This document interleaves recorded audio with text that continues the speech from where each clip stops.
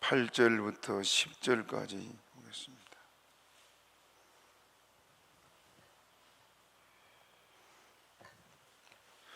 교독을 합니다. 피차 사랑의 빛 외에는 아무에게든지 아무 빛도 지지 말라. 남을 사랑하는 자는 율법을 다 이루었느니라.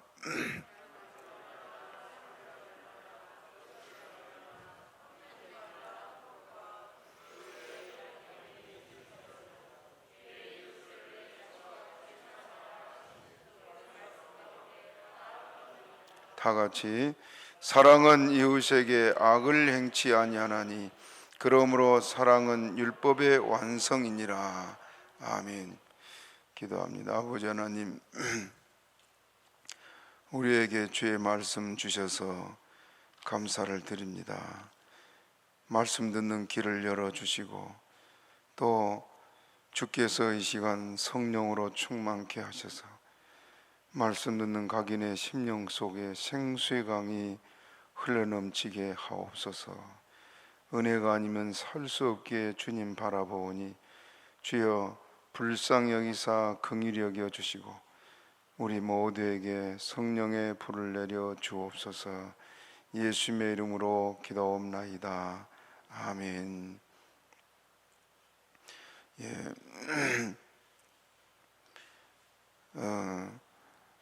오늘 사랑의 빛이 비친 자에 대해서 말씀하고 있는데요.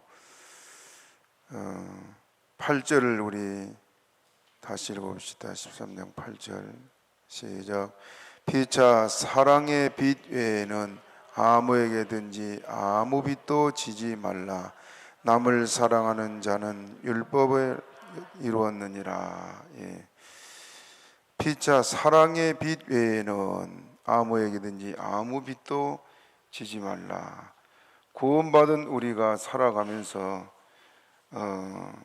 늘 지켜야 될 말씀들을 기록하고 있습니다.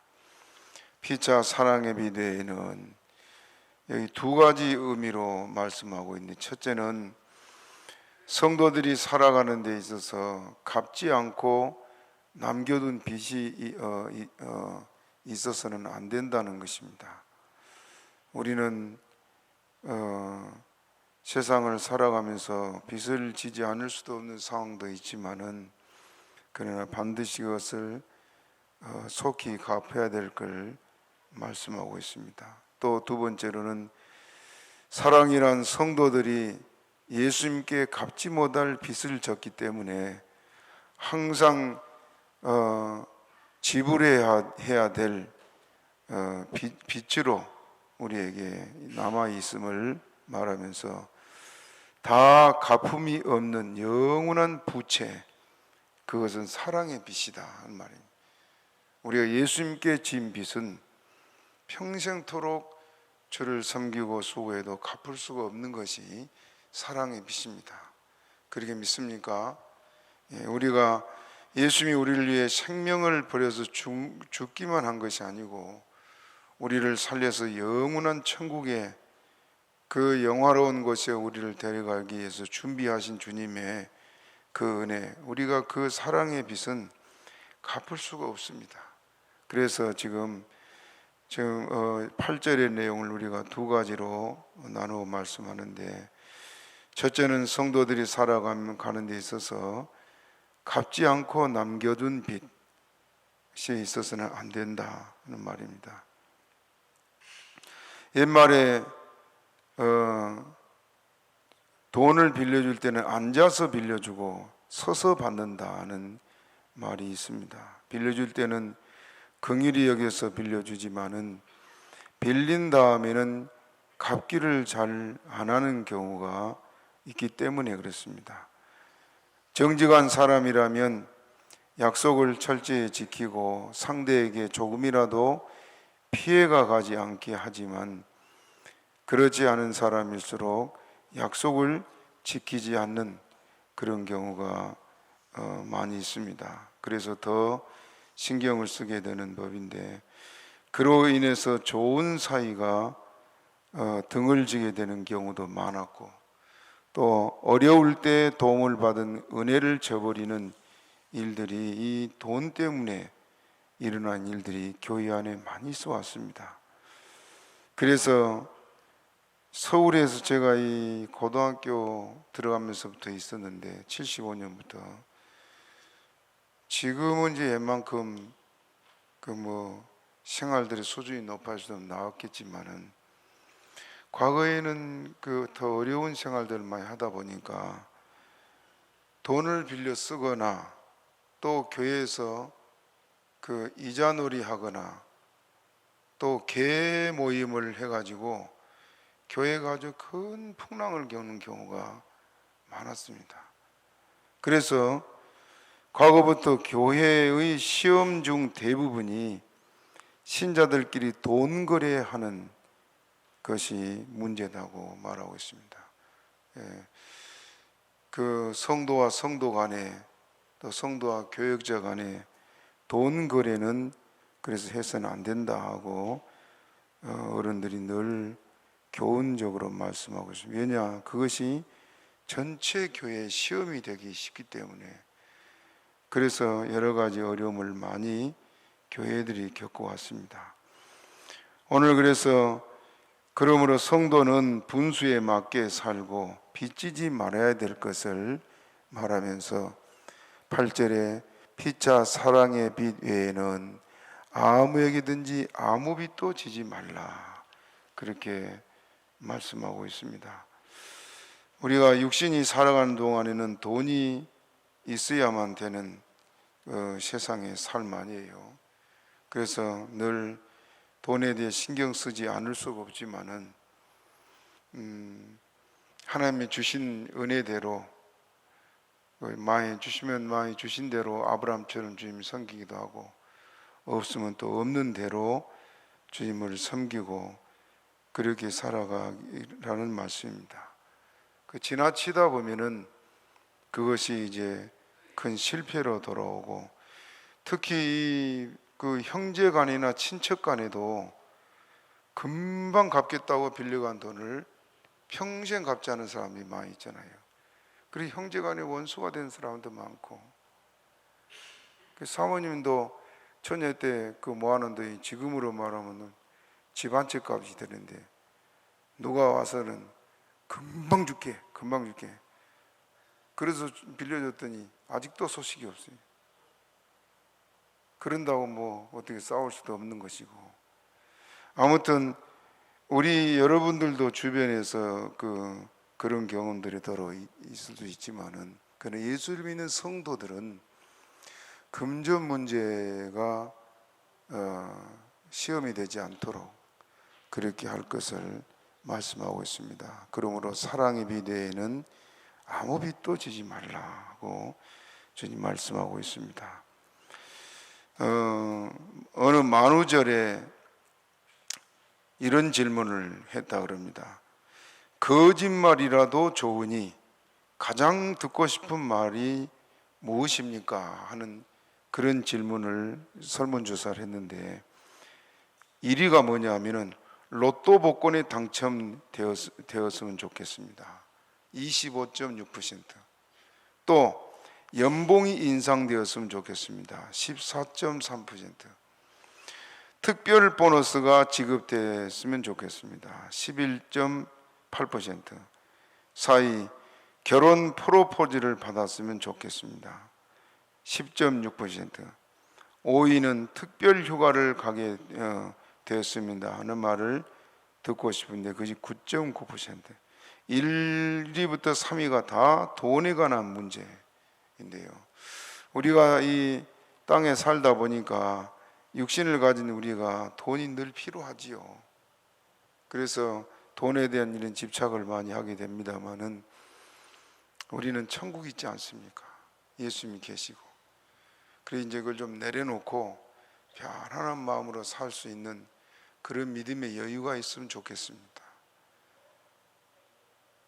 저는 돈 문제로는 마음이 편안합니다. 어려서 하도 하나님 가난하게 훈련을 시켜놔가지고 돈에 대한 것은 돈을 잘 몰라요. 제가 학교를 다닐 때는 차비 외에는, 서울에서 학교 다닐 때는 차비 외에는 받아 써본 일이 없고, 용돈이란 걸 들고 써본 일이 없습니다. 그래서 그런지 몰라도 그냥 돈을 보면 돈인가 보다 그러지, 저거 돈이다 그런 생각이 안 들어요. 그러다 보니까 마음이 얼마나 편한지 몰라요. 뭐 하루 세끼 먹는 거 있으면 좋고, 우리가 육신을 가졌지만은 늘 땅의 것을 염려하지 않을 수가 없습니다만은, 이렇게 땅의 것에 대해서는 우리가 좀 초월하고 살되 남에게 빚진 일이 없도록 하라는 말씀을 늘 기억하며 사는 저 여러분 되기를 바랍니다. 다시 우리 8절 같이 읽습니다. 시작. 피차 사랑의 빚 외에는 아무에게든지 아무 빚도 지지 말라. 남을 사랑하는 자는 율법을 다 이뤘느니라. 무슨 빚은 지라 그랬어요? 사랑의 빚은 지라고 말씀하고 있습니다. 우리가 사랑의 빚은 져야 될 이유가, 사랑으로 한 이것들은 그 본인에게 결국은 하늘의 상급이고 땅에서도 복이 돌아갑니다. 하나님이 구제를 좋아하는 자들에게 늘 구제하도록 넘치도록 채우세요. 이게 하나님이십니다. 믿습니까? 언젠가 제가 여러분에게 말씀드렸지만 저도 그런 경험을 해봤어요. 저는 구제를 많이 못 해봤습니다만은, 신학교를 다닐 때, 그때는 결혼하기 전입니다. 뭐 가진 것 아무것도 없고 차비 외에는 뭐 없는. 그런데 하루는 11월 그 말쯤 됐나, 중순쯤 됐나, 막 찬바람이 불고 바닥이 꽁꽁 얼고 그런 추위가 몰려오는 날, 학교를 갔다가 버스에 내려가지고 집으로 가는데, 그 길거리 시장통을 지나가는데요, 다 두 다리가 없는 사람이 그 타이어 주부 있잖아요, 주부로 다리를 이렇게 감싸가지고 바닥을 기어다니면서 신문을 돌려요. 그걸 보니까 지나갈 수가 있어야지요. 호주머니는 딱 500원 있는데 내일 학교 갔다가 차비요. 그래서 그걸 만지하고 이걸 어떻게 하나 하다가 더 못 가겠어요. 그래서 그냥 꺼내가지고 될 대로 되라 하고, 내일은 뭐 못 가면 못 가고, 그리고는 주고 와버렸습니다. 마치 그날이 수요일인데 예배를 마치고 이제 나오는데, 그 연심하는 권사님 한 분이 전도사님하고 그 손을 잡아요. 그래서 그 악수를 한 줄 알고 손을 악수를 했더니 뭐가 손에 잡혀. 그래서 나중에 나와서 보니까 5,000원짜리요. 그 내가 500원을 줬더니 당장 하나님께서 10배로 갚아주신 것을 체험을 했는데요. 그렇구나. 흩어 구제하는 자는 하나님께서 더 풍족하게 한다 하시는데, 우리가 사랑의 손길을 내밀게 되면 하나님이 더 베풀도록 역사를 하십니다. 그렇기 때문에 사랑의 빛은 질 수 있어야 되고, 또 사랑을 베푸는 손길들이 되어야 될 걸 말하고 있습니다. 우리가 땅에 사는 동안에는 우리가 이렇게 늘 우리 주변에는 가난한 사람이 있고 어려운 사람이 있습니다. 그렇기 때문에 누구를 도와야 되나를 늘 생각해보고 사랑을 베푸는 저 여러분 되기를 바랍니다. 우리 예수 믿는 성도들에게 사랑이 없다면은 그 사람은 아무 가치가 없습니다. 에베소 교회가 그렇게 완벽하게 신앙생활을 잘했어도 하나님께서 촛대를 옮겨버리겠다는 그런 경고를 내린 것이 사랑 때문이잖아요. 촛대를 옮기겠다는 말이 무슨 말이에요? 교회 자체가 존재 가치가 없기 때문에 해체하겠단 말이에요. 교회가 사랑을 잃어버리면은 교회는 교회가 될 수가 없습니다. 우리가 법에 대해서 여기 법이 나옵니다만은 10절 읽어봅시다. 10절 시작. 사랑은 이웃에게 악을 행치 아니하나니 그러므로 사랑은 율법의 완성이니라. 하나님 우리가 땅에 사는 동안에 법을 주셨지요. 예? 하나님이 십계명을 모세에게 주실 때 어떤 일이 있었습니까? 이스라엘 백성들이 순종하고 잘 따라온 데 하나님의 법을 주신 게 아니고 그들이 거역하고 원망하고 우상 숭배하고, 그래서 하나님께서 모세를 불러가지고 십계명을 준 거예요. 이 법이 어디에 필요한 거예요? 죄가 있는 곳에 법이 필요한 겁니다. 죄가 없는 곳에는 법이 아무리 많아도 법이 아무런 가치가 없어. 그렇죠? 그러면 천국에는 법이 있을까요, 없을까요? 왜요? 거기는 사랑뿐이니까. 사랑만 있는 천국에는 법이 필요 없어. 그래서 천국에는 율법이 없습니다. 사랑의 법으로 사니까. 그리고 오늘 10절에 지금 사랑은 뭐의 완성이라고요? 율법의 완성이다, 그 말입니다. 그렇기 때문에 우리 예수 믿는 성도나 교회가 사랑을 잃어버린다면은 교회로서의 기능을 잃어버린 것이다. 그래서 예수님이 지금 우리 교회에 가장 원하고 있는 것이 바로 사랑이요.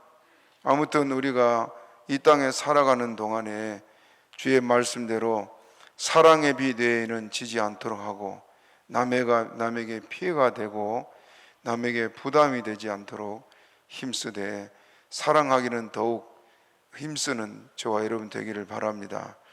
하나님의 영광을 위해서도 믿는 성도는 빚지지 않기를 힘써야 됩니다. 그래서 이렇게 주의 말씀대로 살되 사랑의 빛은 지라는 말씀대로 우리는 사랑을 베풀기도 하고 사랑을 받기도 할 수 있는 그런 성도가 되기를 바랍니다. 우리 어려울 때는 뭐 자존심도 있고 그러잖아요. 그 어느 가정에 그 생활이 많이 어려운 것 같아서 우리가 아마 그 40kg 쌀을 그때 한 포 갖다 드린 것 같아요. 40kg인지 뭐 한가마인지 모르겠네. 그랬더니 그 얼마 있다가 쌀이 40% 하나 준 것 같은데 쌀이 한가마이를 교회에다 갖다 놨어요. 그래서 본인도 받는 것도 부담되겠지만은 또 기분도 또 언짢지 않았을까. 그 주는 것도 참 조심스럽습니다.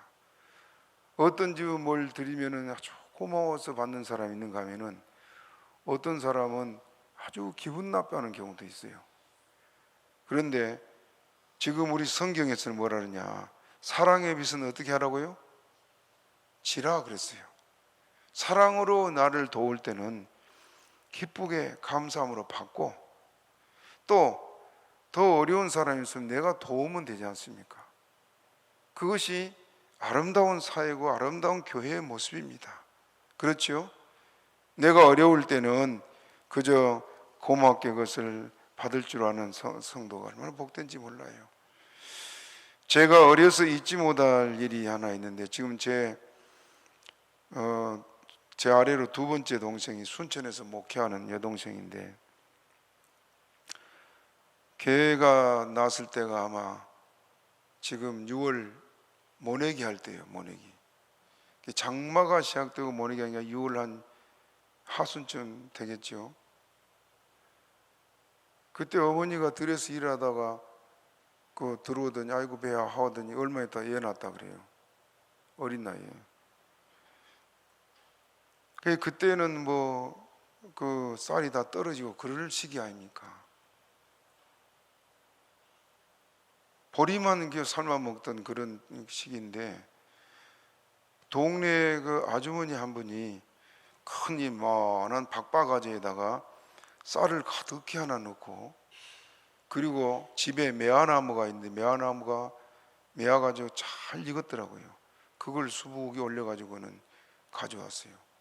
어린 제 마음에 그걸 볼 때 그 얼마나 고마운지 지금도 잊을 수가 없어요. 그런데 예수를 안 믿어.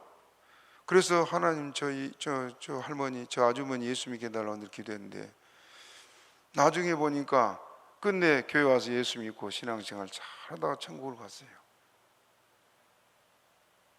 그렇게 사랑을 베푼 손길들에 대해서 받는 사람도 감사하고 주는 사람은 그 하늘에 상이 있지 않겠습니까? 우리가 사랑의 빛은 지라 했으니까 줄 줄도 알고 받을 줄도 알고 그렇게 생활할 수 있는 저와 여러분 되기를 바랍니다.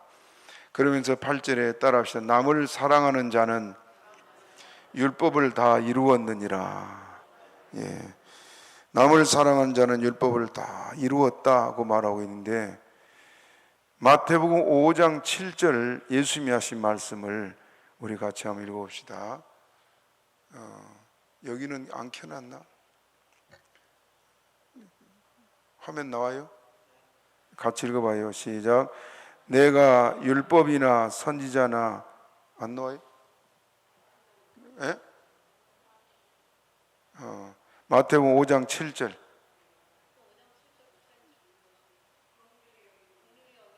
5장 7절이 5장 17절인가 보다. 그러면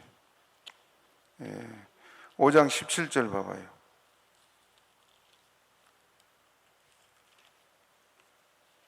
예, 5장 17절 죄송해요. 읽어봅시다. 시작. 내가 율법이나 선지자나 폐하러 온 줄로 생각지 말라. 폐하러 온 것이 아니요 완전케 하려 함이로라. 예. 예수님이 내가 율법이나 선지자나 폐하러 온 줄로 생각하지 말라. 폐하러 온 것이 아니고 뭐하러 왔다고요? 율법을 완전케 하러 오신 것이 주님이시다. 율법을 완전케 한다는 걸 뭘 말할까요? 그 말씀을 마태복음 22장에서 하는데, 마태복음 22장 37절부터 40절 같이 읽어봅니다. 시작.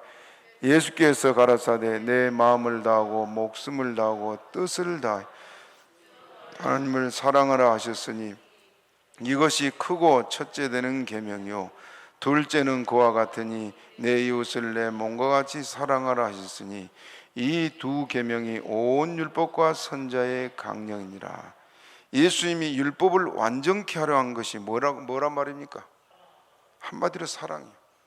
하나님을 사랑한다. 주님 말씀대로 마음을 다하고 성품을 다하고 목숨을 다해 사랑한다. 예배 시간 빠져요? 안 빠져요? 안 빠져. 내게 어떤 손해가 있어도 내가 주님을 이렇게 목숨 다해 사랑하는 마음이 있다면요, 주님을 위해서 모든 걸 희생할 수 있습니다. 다 그렇게 못한 이유가 그럼 뭐 때문입니까? 사랑이 없다. 사랑.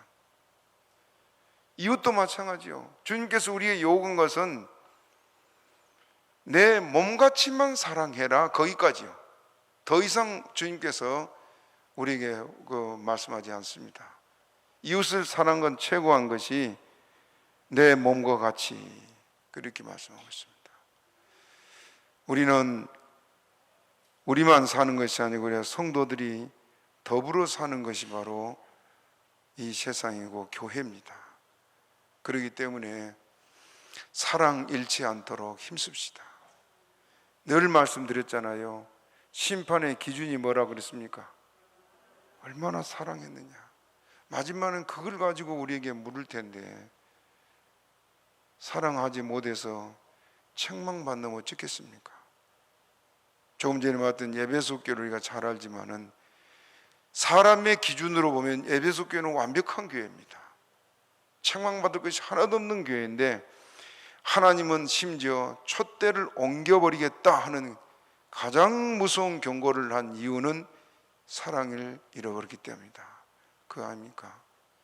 그러므로 우리가 주를 섬기고 살아갈 때 이렇게 남을 사랑하는 자는 율법을 다 이루었다 하는 주의 말씀을 기억하고 사랑의 은사를 달라고 기도하고 또 사랑하기를 힘쓰는 저와 여러분 되기를 바랍니다. 예, 따라합시다. 주여 나로 하여금 사랑에 매여 사랑에 살다가 사랑에 죽게 하옵소서. 예, 늘 기도하시기를 바랍니다. 마지막은 우리가 후회하는 게 뭐냐면 더 사랑하지 못했던 걸 후회합니다. 어제 장례식을 했는데 장례식 마치고 나서 우리 그 장병분 전에 우리 교회 집사님이었거든요. 눈물이 글썽글썽 하면서 엄마한테 못 해준 것밖에 생각이 안 나요. 저도 그러더라고요. 저희 부모님을 마지막에 제가 좀 모셨잖아요. 어려서 하도 고생을 해서 내가 빨리 커서 부모님 편하게 모시고 나는 선교사 가야지. 그리고 남보다 더 열심히 살아보려고 애를 많이 썼습니다. 그런데 원하는 대로 되지 못하고 병들어 이제 고생하게 될 때 겨우 모셨는데, 돌아가시고 나니까 두 분 다 자꾸 죄송함 밖에 없어요. 내가 못 해준 것밖에 뭐 생각이 안 나고, 그래서 늘 생각만 마음이 아픕니다. 차라리 모시지 않았던 사람들은, 형제들은 그런 마음도 없어요. 어제도 우리 그 장집사가 눈물이 글썽글썽 하면서 어머니한테 못 해준 것밖에 생각이 안 나요. 그런 말을 한 걸 보면서 나도 그랬어. 지나고 나면은 더 사랑하지 못했던 것이 늘 후회스럽습니다. 그때 내가 더 따뜻하게 한마디라고 해줄 걸. 그때 내 호주머니 좀 있을 때 내가 좀 손길이라도 도움이라 손길이라도 줄 걸. 그런 아쉬움들이 살다 보면 있습니다. 그런 후회가 되지 않도록 마음껏 베풀 수 있는 그런 사랑을 달라고 기도하시기를 바랍니다. 우리가 아무리 많은 것으로 베풀어도 하나님은 더 많은 것을 우리에게 채워준 줄 믿으시기를 바랍니다. 그러므로 남을 사랑하는 자는 율법을 다 이루었다 말하고 있는데, 그러면서 9절 말씀 우리 한번 읽어봅시다. 9절 시작. 간음하지 말라, 살인하지 말라, 도둑질하지 말라, 탐내지 말라 하는 것과 그 외에 다른 계명이 있을지라도 내 이웃을 내 자신과 같이 사랑하라 하신 그 말씀 가운데 다 들은. 저희 중요한 말씀 맨 9절 끝에 내 이웃을 내 자신과 같이 사랑하라 하신 그 말씀 가운데 뭐라고요? 뭐가 다 들었어요? 앞에 지금 간음하지 말라, 살인하지 말라, 또 뭐요? 도적질하지 말라, 탐내지 말라, 그 외의 모든 계명들이 사랑이라는 말 속에 다 들었다. 왜 그럴까요? 사랑하는 사람 살인해요?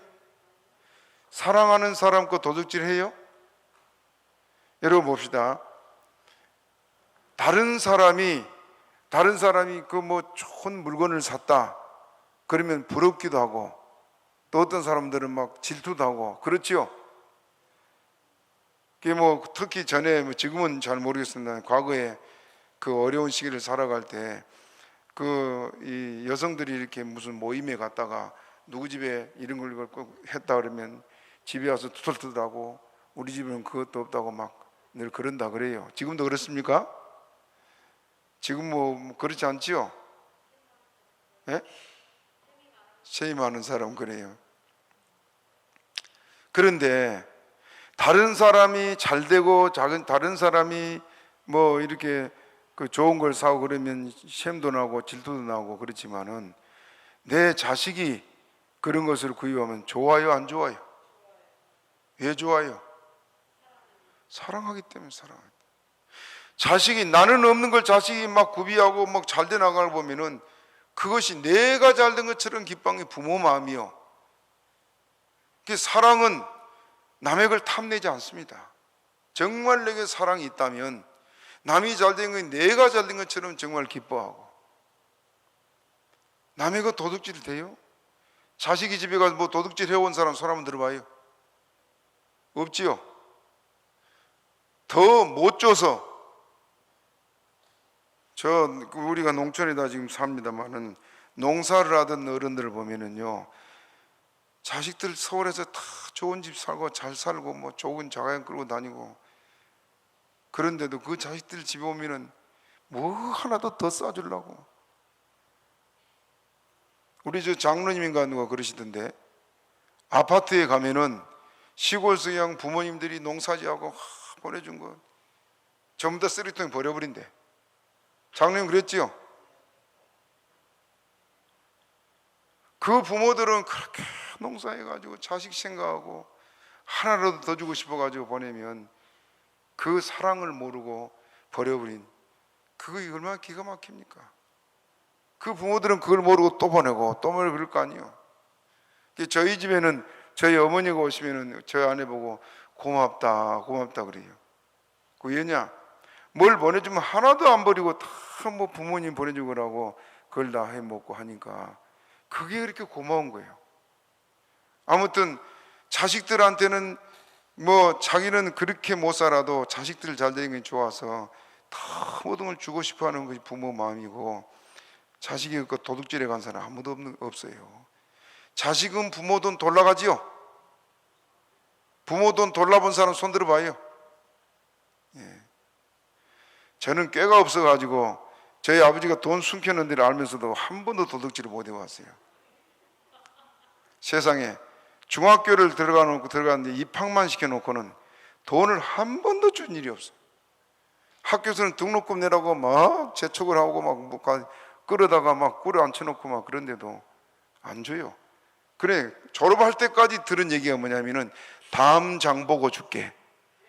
그것이 끝이요. 그게 돈이 없는 거 아니냐. 천정 속에다 넣어놓고. 그 보니까 우리 형은 깨가 많이 와서 슬금슬금 꺼내다 쓰고 그런데 저도 그때 좀 꺼내다 쓸까 싶은 생각이 들어요. 자식은 부모 것 훔쳐가지만요, 부모는 자식 것 훔치지 않습니다. 왜? 사랑하기 때문에. 그러니까 사랑이라는 단어 속에 이 모든 율법이 다 들어있다. 사랑하면 남에게 손해를 안 주고 피해를 안 주고 미워하지 않고 살해하지 않고, 그렇죠? 이 사회가 왜 이렇게 험악고 각박해지고 무서워지느냐? 바로 사랑이 없기 때문입니다. 그나마 갈 곳 없는 심령들이 피할 곳이 교회입니다. 그렇잖아요? 교회는 그나마 사랑이 남아있는 게 교회 아니에요? 그런데 우리에게 그 사랑마저도 우리에게 잃어버린다면은 교회는 존재할 가치가 없습니다. 그래서 촛대를 옮기겠다, 그 말이에요. 우리가 시간 생각해 봅시다. 내 가슴에 사랑이 있는지. 주님 앞에 설 때 우리가 주님, 내가 한 일은 없어도 가진 건 없었어도 마음껏 사랑하다 왔습니다. 그거 고백을 할 수 있어야 안 되겠어요? 그렇죠? 주님 사랑해봐요. 교회 일이 힘든가? 아무튼 우리가 제일 힘써야 될 부분이 이 부분인데, 다시 우리 9절 읽어봅니다. 9절 시작. 간음하지 말라, 살인하지 말라, 도둑질하지 말라, 탐내지 말라 하는 것과 그 외에 다른 계명이 있을지라도 내 이웃을 내 자신과 같이 사랑하라 하신 그 말씀 가운데 다 들었느니라. 그 말씀 가운데 다 들었느니라. 힘써야 될 것이 바로 이제 우리가 사랑하는 일에 모든 성도가 더욱 힘쓰는 저와 여러분 되기를 바랍니다. 주님 앞에 우리가 갈 때 부끄럼 없이 서야 안 되겠습니까? 그러므로 사랑의 사도가 되기를 위해서 기도하고 늘 사랑의 은사 달라고. 여러분 병자를 고치고 이적을 행하고 그러면 사람들에게 막 부러움의 대상이 되고 하겠지요. 그런데 사랑은 해도 끝도 없고 표시도 별로 없어요. 그런데 그 주님 나라 가서는 가장 아름답게 우리에게 상급으로 돌아올 줄로 믿으시기 바랍니다. 그래서 더 힘써 사랑하기를 힘쓰는 저 여러분 되기를 바랍니다. 내 이웃을 내 자신과 같이 사랑하신 그 말씀 가운데 다 들었느니라. 레위기 19장 18절, 여러분 레위기 19장 18절 시작. 원수를 갚지 말며 동포를 원망하지 말며 이웃 사랑하기를 내 몸과 같이 하라. 나는 여호와니라. 이웃 사랑하기를 내 몸과 같이 하라. 여러 군데서 말씀하는, 이게 지금 율법이거든요. 율법. 창세기부터 신명기까지 나오는 것은 모세 율법 그렇게 말해요. 그래서 하라 하라한 거 모든 게 계명이지요. 하라 하지 말한 것들은. 그리고 이 계명이 이웃과의 관계에서 가장 중요한 것인 걸 말하고 있습니다. 그러므로 율법의 핵심이고 율법의 완성인 것을 말씀한 것이 바로 이 사랑이다 하는 말씀입니다. 마가복음 12장 31절도 한번 같이 봅니다. 시작. 둘째는 이것이니 내 이웃을 내 몸과 같이 사랑하라 하신 것이라. 이에서 더 큰 계명이 없느니라. 이에서 더 큰 계명이 없다. 우리 자신을 돌아보면 그저 내 자신만 생각할 수 있습니다. 그러나 여러분, 어려울 때 성도를 찾아봐주고 어려움에 처한 사람을 우리가 돌봐준다면 얼마나 그것이 하나님 앞에 귀한 것인지 모릅니다.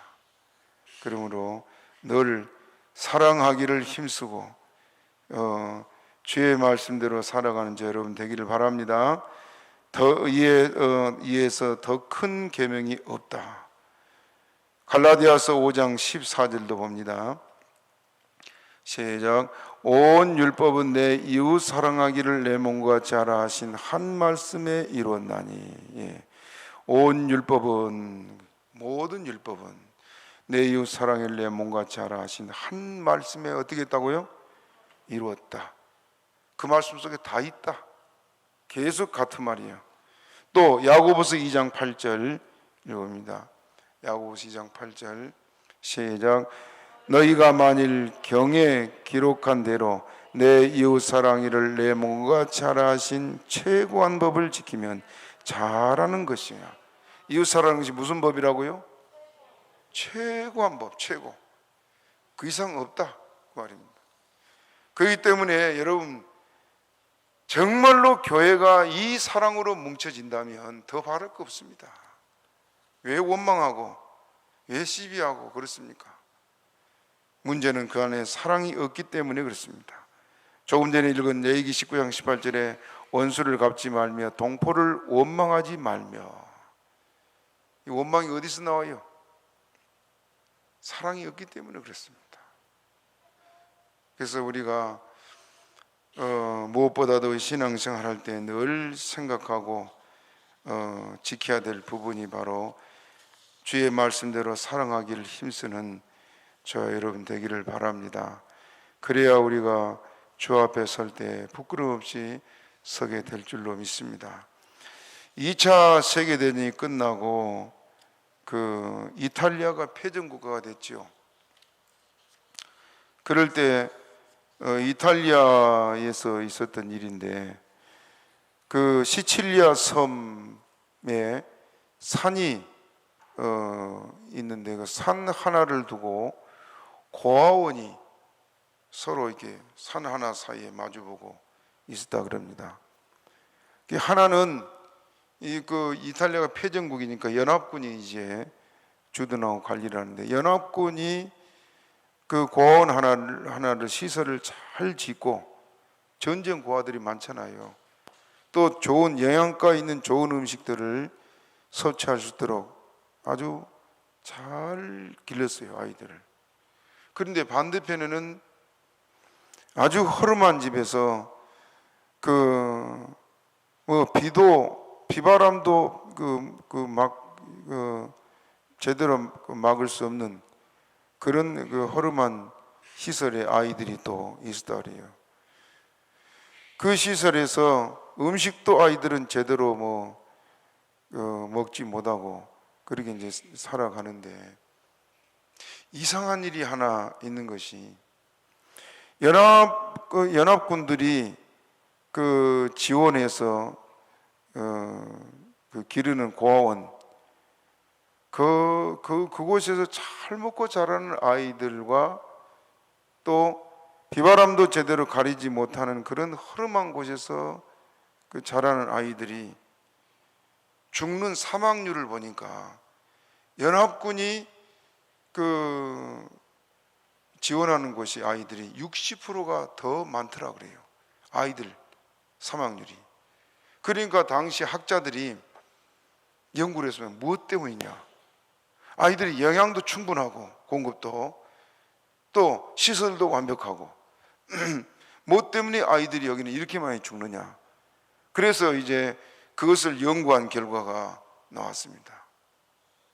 이 연합군이 운영한 데는 아무나 그 아이들을 돌보러 들어가지 못하는데 비바람들 가릴 수 없는 이 허름한 곳에 있는 몰려있는 아이들을 돌볼 사람이 별로 없어요. 그런데 어떤 엄마가 전쟁통에 아이들 셋을 잃었대요.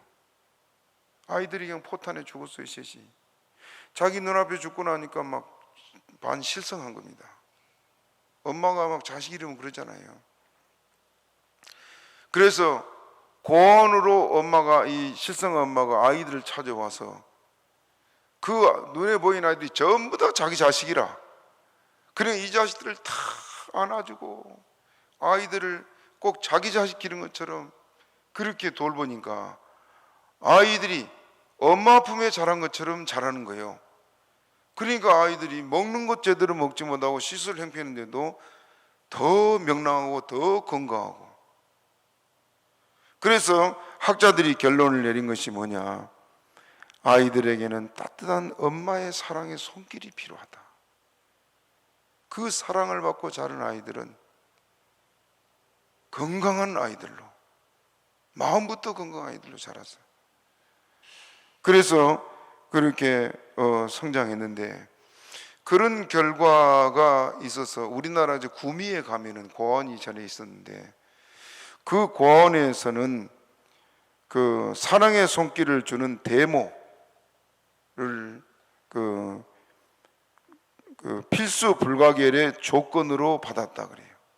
어린 아이들 돌보는데, 전에 저희 누나들도 막 그 처녀 때는 뭐 옛날에 학교 다니다 막 고아들 불쌍하다고 그러면서 고아원도 가서 봉사하다고 그랬는데, 갔다 와서 원장이 뭐 미국이나 이런 데서 이렇게 지원해 주는 것 같다, 다 원장이 빼돌리고 그걸 교사가 본 거예요. 그래서 실망을 하고 그냥 그리고 돌아오고 그런 걸 봤는데, 구미에 있는 그 고아원에는 이렇게 사랑의 손길을 줄 수 있는 데모가 필수 불가결의 조건이다. 그 아이들이 얼마나 건강하게 잘 자라는지. 아이들도 사랑을 받아야 되고 어른들도 사랑을 받아야 되고 심지어는 목사들에게도 사랑이 필요합니다. 우리는 다 똑같은 연약한 사람들입니다. 그렇잖아요? 그렇기 때문에 주님께서 우리에게 명령하신 것, 땅에 사는 동안에 사랑하기를 힘쓰라고 말씀하고 있습니다. 사랑은 율법의 완성이다. 10절 읽어봅니다. 10절 시작. 사랑은 이웃에게 악을 행치 아니하나니 그러므로 사랑은 율법의 완성이니라. 이 사랑의 사도는 주님이 더 바라지 않고 사랑은 율법의 완성이다. 그리고 칭찬받는 사람, 결국 사랑 얼마 했느냐, 그것이죠. 우리가 주님 사랑합시다. 주님을 사랑하면 이웃 사랑하게 되어 있습니다. 내 앞만 보지 말고 옆도 돌아보고 뒤도 돌아보고, 어려움을 당한 성도가 있지 않나 좀 돌아보고. 저는 어제 장례를 하면서 마음이 많이 아팠습니다. 우리 김승문 권사, 제가 오니까 혼자 된 과부더라고요. 그때는 연세가 어떻게 40대인가요? 그렇게 되죠? 40대. 40대도 초반 같아요. 그 청춘 과부 돼가지고 살아가는데 혼자 살아야 돼, 혼자.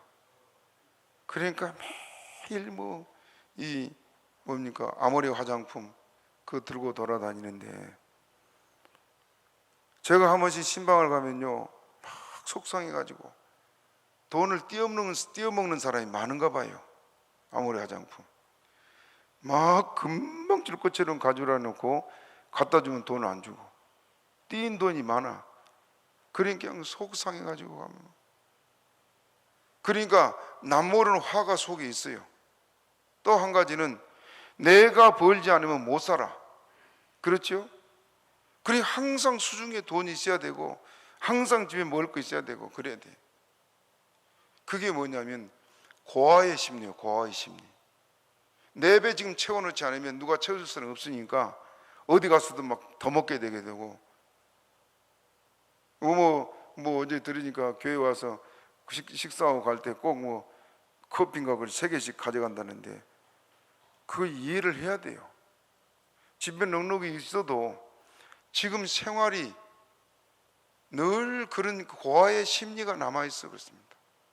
우리 여기 이기로 집사님이 보니까 집에 쌀이 떨어지면요 아주 불안해.